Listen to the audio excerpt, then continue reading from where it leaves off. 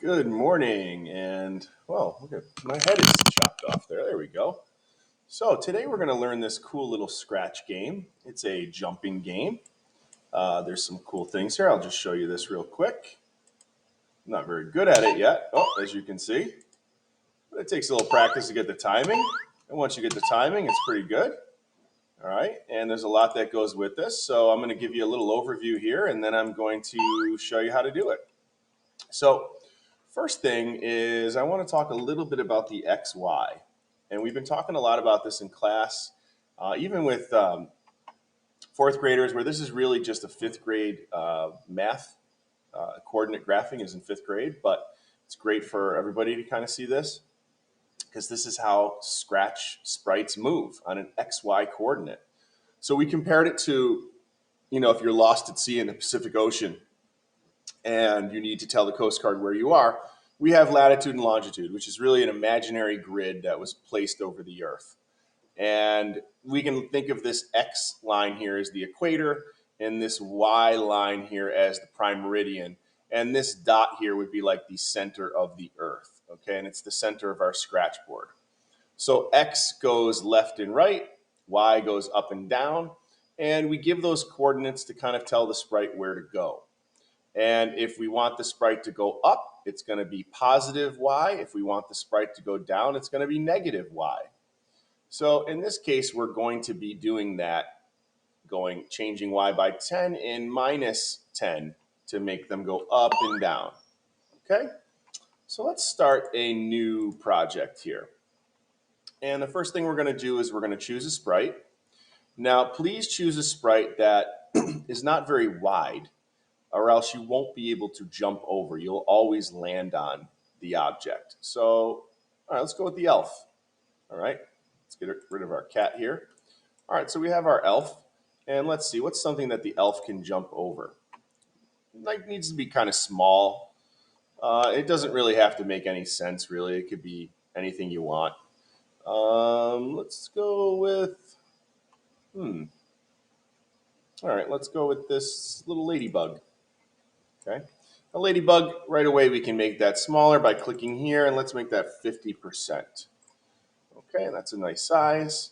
And if you go into costumes, we can flip this ladybug by clicking flip horizontal, and it's going to now face that direction.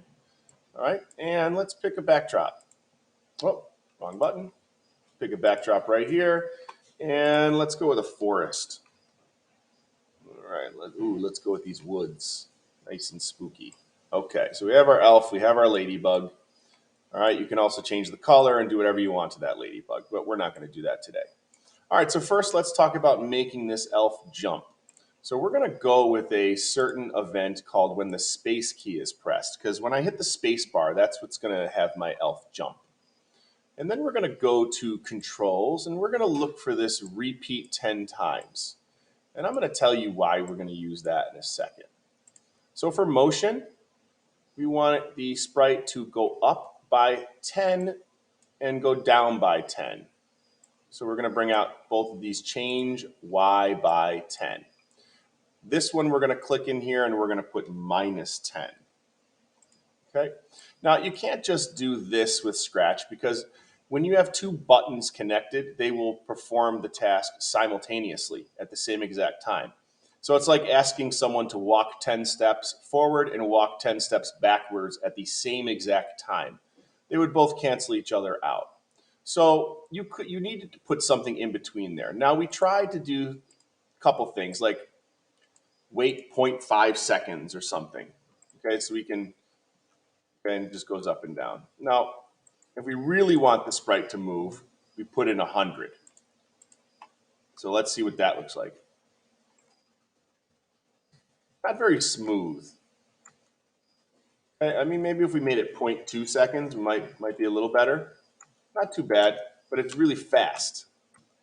Okay, so I think a better way of doing it is to get to that 100, but by using multiplication. So if you put it in a repeat block,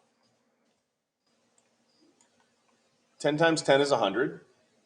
So if we repeat this step 10 times, we're going to go up 100. And if we repeat this 10 times, we're going to go up 100. And you're going to see that it's a lot smoother. See how that nice and smooth? So that's our best bet for jumping. Now, at the beginning of the game, we want this sprite to always start here. So we're going to set a starting location. And that's going to be in the motion block. And we're going to look at that go to X and Y block right here. Now, I want you to focus in on this for a second. It says -154, -148. And every time I move the sprite, this is going to update. So you're going to see that it's updating right now. But then once you drag it out, it no longer updates. Only this one updates. This one won't. So we really want to make sure we have the sprite where we want it, then drag out the go to X. For that, we're going to throw a green flag there so that every time we restart the game, the sprite's going to be there. So if I put her there, and then I click the green flag, bam, right back to that location. All right, we'll come back to the elf when it's time to put a score in. Let's look at the ladybug. So we want the ladybug to come flying across, like crawling across, almost like it's on a conveyor belt, going across that the elf can jump over it. So the first thing we're going to need is to set a starting location for the ladybug. So we'll start with a green flag. I'm trying to zoom in a little. Okay, we're going to go to motion, and that's going to be a go to X. So if this is where we're having it start, actually, you know what I'm going to do? I'm going to have the ladybug start a little bit off screen over here so that it looks like it's really coming out. So let's bring that out. And now we have to put the ladybug where we want it to go. Now we want it to travel along this same path all the way here and end there a little bit off screen. So we're going to now drag this one out. Now I want you to notice that it's the same Y because we're traveling along the same path. It didn't go up or down, right? So Y goes up or down.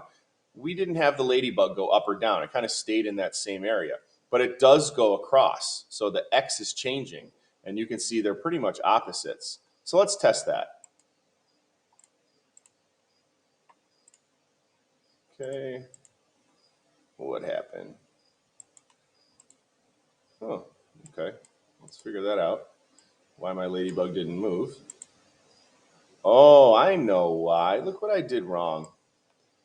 I need to do this block instead. Go to a glide 1 second. That's what I did wrong. Watch. There we go. I knew I was doing something wrong. Same Y, different X. Let's make that 2 seconds. There we go.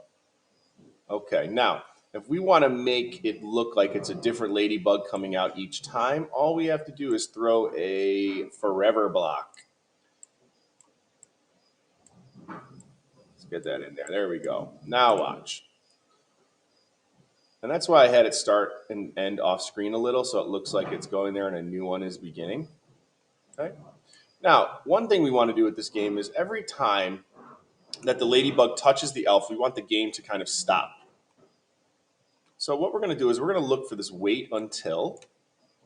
We're going to get another green flag. And we're going to look in sensing now. We're going to try to fill this hexagon here with a touching mouse pointer. And then instead of mouse pointer, we are going to select elf. So basically, when it touches the elf, we are going to stop all, which is right here under control.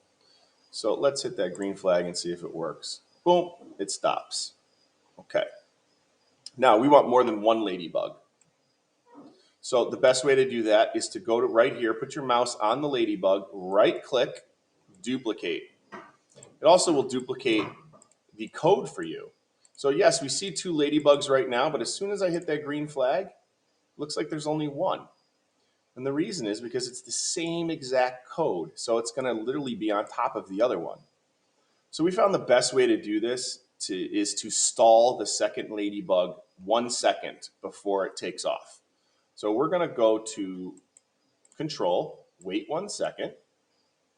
We are going to go to looks, and we're going to look for hide and show.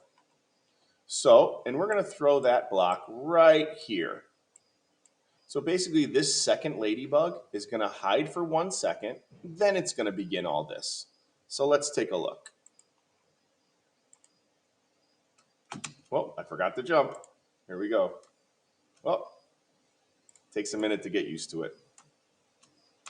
Okay, so you saw that second ladybug come out. If I was any good at the game, we could see it come out a little bit more, but you'll see it. It takes a little bit of time to get the jumping down. Okay, and that's what makes games fun. If they were so easy, they wouldn't be fun, right? So you got to get used to it. All right, now let's add a scoreboard. So let's go back to the elf. Now the scoreboard we can make under variables, okay? And we're going to click make a variable right here. We're going to type in the word score, hit OK, and then you're going to see it checked off right here. Now you can go right here and change these to score so that it makes a little more sense to you, like set score to 0. And we want to have that one here. So every time we hit that green flag to start a new game, the game goes back to 0. And then every time we perform a successful jump, we're going to change the score by 1. So if I jump up in the air over the ladybug, we're going to get a point. All right, let's take a look at it now. Let's see if I can get a couple points here. Nope. Here we go. Okay, I scored 1, 0. Ooh, I got 2 points that time. Okay, and then the last thing that you can do is check out sounds. So every sprite comes with one sound. Okay, this elf has a magic spell. Ooh, that would be actually pretty good. If you don't like that, click on the sound button and choose a different one. So let's say we type in the word jump. And as soon as you click on that, it now gets added to the sound bar for your sprite. Okay, so it comes with the magic spell, but we also have jump. All right, so let's do start sound magic spell. Now you don't want to do play sound until done. Do not do this one because it will play the sound, then it will jump. When you do this one, it plays it while it's jumping, which is kind of cool. All right, now listen, there's other variations you can do with this. If you're a really experienced scratcher, you can have the sprite change costumes when it jumps to make it, maybe raise her arms when she jumps. You can insert new levels, so if you get 10 points, the background changes. Okay, we did a little bit of that last year. So have fun with it, all right? And I hope you enjoyed this, and I will see you guys later.